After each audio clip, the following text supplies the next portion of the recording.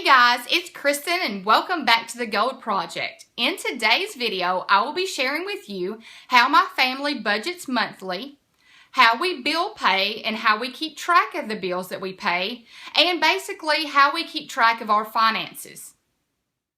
For this video, I will be going behind the camera to give you an up-close and personal look at the Excel document that we use to budget monthly and the principle that we use to keep track of our bills. Before I get to the paper portion of this video, I wanted to start out with this area. What you are looking at is the middle area of my desk in my office, and the white organizer in front of you is the Bedford 2-drawer organizer from Pottery Barn. It is what I use to keep all of my bills. The very top drawer, this one right here, is where I keep all of my bills until they're ready to be paid. I pay bills 2 times a month, so I will put a bill, if it comes in the mail and it's not a day for me to pay bills, I put it in that drawer until it's ready to be paid. Keeping it in that drawer keeps the desk clutter-free, but I know where everything is. The second drawer, in case you're wondering, has the word call on it, and it is where I put all of the information, bills, paper that I need to call and either cancel something, check on an order, or basically take care of some kind of issue.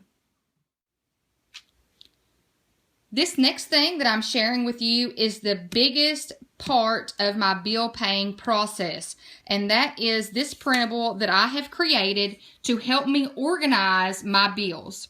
It's called my monthly bill planner. I will leave a link below to the Google Doc where you can download this and use it at home. But I have a previous one that I had used up until, I think it was August of last year, and it just has one pay period on it. Because at my last job, my husband and I only got paid once a month, so I didn't need 2 separate pay periods. So this one I have broken up into 2 different pay periods, and I have lines for each one of the bills that I have to pay. So I would put the 10th and the 25th and their pay period, and then I have each month its own column. So this is what a fresh bill planner looks like, and hold your breath because I'm going to pull out my bill planner that I have used since January, and y'all, I have written all over it. And here's the one that I'm using right now. And if you notice, I have scratched out some bills, added some bills, and if you notice, the AT&T cell phone bill has already been checkmarked for September, even though it's on the 25th pay period. That is because we sat down and we tried to balance out our bills better, and we decided that the AT&T bill would be better to be paid with the 10th paycheck.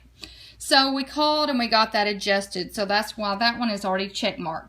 But when I get paid on the 25th, I will sit down with this document in front of me, and every time I pay a bill, I will check mark the box.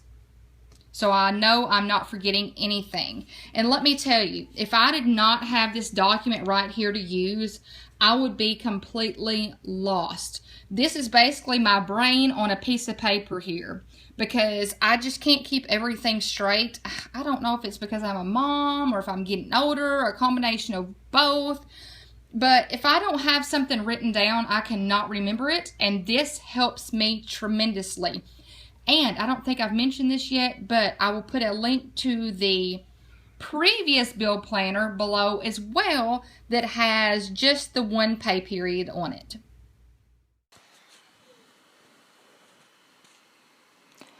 The last thing that I'm going to share with you today is the Excel document that we use monthly to budget.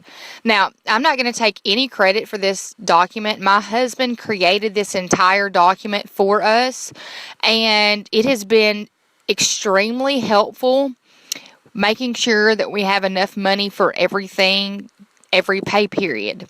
So let's start by the top left. On the top left, it says budget for this pay period, and I just randomly chose a number. Let's say after we pay all of our bills, we have $1,000 left in our checking account. That $1,000, we want to make sure makes it to the next pay period without us having to pull any money out of our savings account. So what he's done is he's broken it up into different sections. So we've got groceries and miscellaneous. For example, miscellaneous would be something like if the animals need food or if we need a prescription. Then we've got dining out or entertainment, gas and auto, house and blog, Kristen, Nathan, and cushion. And if you're taking a look at this, you may see that my husband's amount is $5 because he's decided that the tires are going to come out of his budget for every pay period. So that's why it just has $5 there. So please don't feel like he only has $5 for an entire pay period, because that's for an entire pay period, because that is not it. So these are just kind of randomly placed in here. I just put some just random amount so that you could get an idea of what we do. So what we do is over here, he has got each one of these labels: the groceries, the dining out, gas, house and blog, me, and my husband. So let's say that we go to Walmart and we spend $55. So over here where it says ledger, this is where we put every single amount that comes through our checking account. So I would type in Walmart, and the code would be groceries, GR. So I just do the little drop down list and I put GR. And then the date, which we'll put today, 9/22/15. And then the amount, so $55. And then once I hit enter, you're going to see that it's going to come out over here of the statistics. So that means we've spent 14% of that $400 budget. So everything is broken down. So at the end of this pay period, we are going to see what percentage of this $1,000 went for groceries, dining out, and so forth. This is extremely helpful because we were having a hard time. It seemed like in one pay period, all of our money was gone and we did not realize where the money was going. So by seeing this and have a visual representation of what we spend, we can see what areas we need to work on. Maybe we don't need to eat out as much. Maybe we need to start taking coupons to the grocery store. So this has been extremely helpful for our family. And that is all for this video. I hope you enjoyed seeing how we budget monthly and keep track of the bills that we pay. If you like the financial organization type of videos, please give this video a thumbs up. If you haven't subscribed yet, I would greatly appreciate it if you would do so. And until next time, I hope y'all have a fantastic week. Bye.